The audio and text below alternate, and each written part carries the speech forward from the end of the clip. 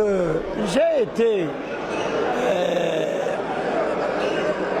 envoyé à la commission chargée de la décentralisation et je suis assez content de cela parce que j'ai été conseiller municipal 10 ans et je sais que beaucoup de personnes ont voulu utiliser ce qu'ils appellent la décentralisation qui ne marche pas comme étant un élément pour expliquer la crise anglophone.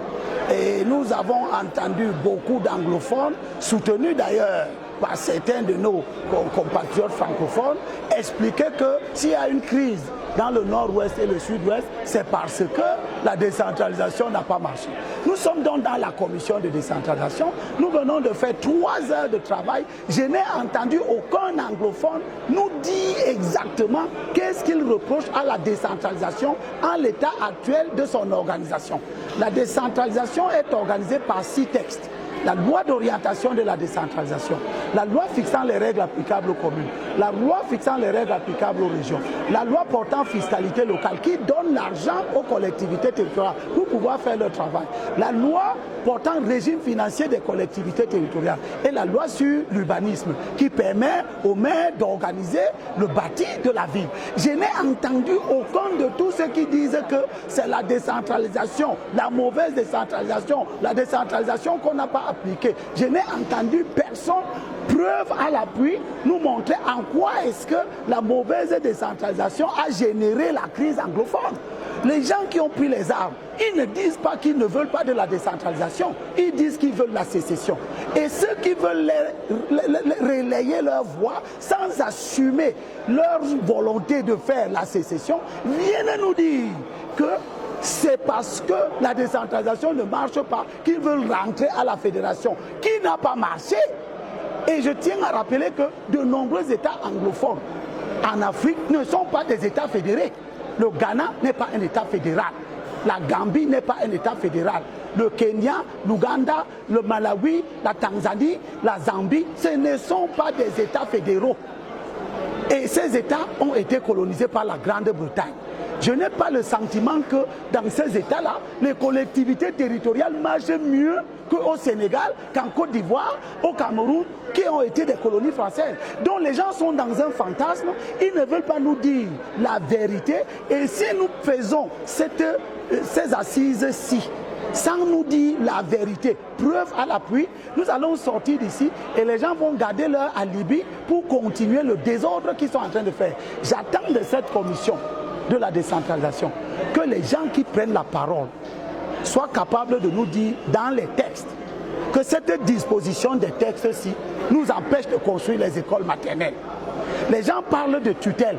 Ils expliquent que la tutelle les empêche de faire de la décentralisation. Qu'ils nous disent exactement les actes de la tutelle qui ont empêché au conseil municipal de faire ses délibérations et de prendre, d'appliquer les délibérations qu'il a librement adoptées.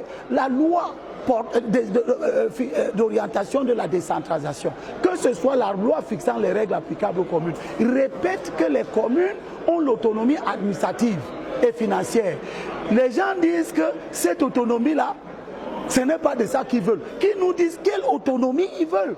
On dit autonomie administrative et financière. Si c'est l'indépendance des communes que vous voulez, dites-nous que nous, on ne veut pas on ne veut pas l'autonomie administrative et financière, on veut l'indépendance des communes. Il faut que les gens aient le courage de nous dire. Parce que la loi a déjà donné l'autonomie administrative, l'autonomie financière. Les maires recrutent eux-mêmes leur personnel. Ils gèrent leur personnel. Ils licencient leur personnel. Tout ça est dit dans la loi d'orientation, dans la loi fixant les règles applicables aux communes. Qu'est-ce qui vous a empêché de construire les gares routières? Qu'est-ce qui vous a empêché de construire les écoles maternelles, les écoles primaires? Qu'est-ce qui vous a empêché de mettre les médicaments dans vos hôpitaux de district? Qu'est-ce qui vous a empêché d'ajouter les lits pour que les malades dorment? Dites-nous exactement dans les textes ce qu'il faut enlever pour que vous deveniez capable de construire les écoles maternelles. Personne ne nous dit ça. Tout le monde bavarde de tout et de rien, y compris les gens qui sont dans la commission, qui sont à 10 000 km de la décentralisation, qui n'ont jamais siégé dans un conseil municipal, qui n'en savent rien du tout. Ils nous parlent des ministres qui détournent l'argent alors que les maires détournent l'argent. Le problème se trouve dans la sincérité des acteurs. Les gens ne sont pas sincères. Ils ont un problème qu'ils ne veulent pas dire. Ils essayent d'utiliser tous les subterfuges pour nous ramener à la fédération. Ils essayent par tous les moyens de faire en sorte que la question de la décentralisation renvoie au changement de la forme de l'État. C'est ça le vrai combat que ces gens ont. Et tout ce que j'ai entendu s'exprimer aujourd'hui et qui prétendent bien connaître le problème anglophone, certains d'entre eux étaient d'ailleurs des maires anglophones, aucun ne nous a dit pourquoi ils n'arrivent pas à construire les écoles maternelles dans sa commune. Ils parlent des ressources insuffisantes. Mais oui, dans tout le monde entier, si vous prenez le maire de New York, il va vous dire qu'il a besoin de plus d'argent. Mais l'argent que vous avez déjà obtenu, de par la loi qui organise, les lois, différentes lois qui organisent la décentralisation, notamment la loi portant fiscalité locale, qui confère aux communes 32 impôts que les maires doivent recouvrer eux-mêmes pour leur propre intérêt, en commençant par la patente, la licence et bien d'autres impôts. Il y en a 32. Est-ce que vous avez recouvré ces impôts de façon optimale et vous n'avez pas pu construire vos écoles maternelles? La loi prévoit que l'État donne la dotation générale de la décentralisation. Que l'État n'en donne pas suffisamment, c'est une chose. Et là, on peut débattre. C'est le rôle des sénateurs qui doivent pouvoir pousser le gouvernement dans la répartition du budget annuel de donner davantage aux communautés. Mais j'ai l'impression que les maires sont incapables de recouvrer leurs impôts, des ressources directes qui leur sont transférées, et tout le monde regarde Yaoundé. Et comme tout le monde ne reçoit pas l'argent qui suffit de Yaoundé, tout le monde dit que la décentralisation ne marche pas, on va à la fédération. Quand on va aller à la fédération, les maires, ils vont toujours regarder Yaoundé. Ils ne vont pas être capables de récolter leurs impôts. C'est ça le débat. Est-ce que si on va à la fédération, vous serez capable maintenant de récolter votre impôt libératoire? Parce que vous ne récoltez pas votre impôt libératoire de façon optimale. Quand on va aller à la fédération, vous allez plus donner les concessions à des entreprises privées frauduleusement pour récolter la taxe d'occupation temporaire de la voie publique et prendre l'argent, la mettre ça dans la poche. Je peux vous assurer que si on fait les investigations maintenant sur les 360 communes, vous trouverez au moins 340 communes qui ont fait des concessions qui sont interdites par l'article 85 de la loi portant fiscalité locale, qui ont fait des concessions avec des entreprises privées pour recouvrer l'impôt. Et parmi ces impôts, le plus concédé, c'est la taxe d'occupation temporaire de la voie publique. Sans oublier la taxe sur les jeux de hasard, sans oublier la taxe d'hygiène et de salubrité, que les maires concèdent aux entreprises privées, se partagent les ressources, et puis tout le monde vient s'asseoir pour dire que Yaoundé ne nous donne pas assez d'argent, Yaoundé ne nous donne pas de l'argent. L'argent que vous-même vous devez récolter dans les 32 impôts qu'on vous a confiés, est-ce que vous avez récolté ça de façon optimale? Et ça habilite une certaine catégorie de personnes au Cameroun à dire, si déjà au niveau des communes, vous n'arrivez pas à produire les résultats escomptés, si on vous donne les régions, avec plus de missions, beaucoup plus grandes, sur des territoires plus larges, c'est là-bas que vous serez efficace.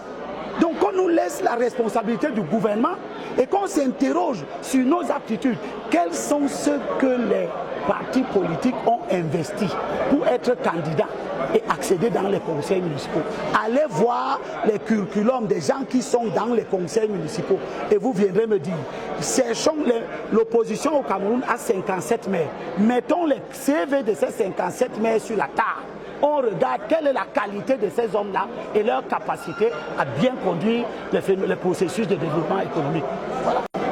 Je souhaite qu'on se regarde en face et que l'opposition qui se plaint le plus de ce que la décentralisation ne marche pas, au niveau où nous sommes rendus, c'est-à-dire les communes, qu'on mette les CV des 57 maires sur la table, qu'on mette les CV des 57 maires sur la table et qu'on regarde à partir de ces CV si nous avons amené au poste de maire les gens qui, du point de vue de la qualification intellectuelle, professionnelle, étaient qualifiés à gérer les questions du développement des millions de personnes. C'est de ça qu'il est question.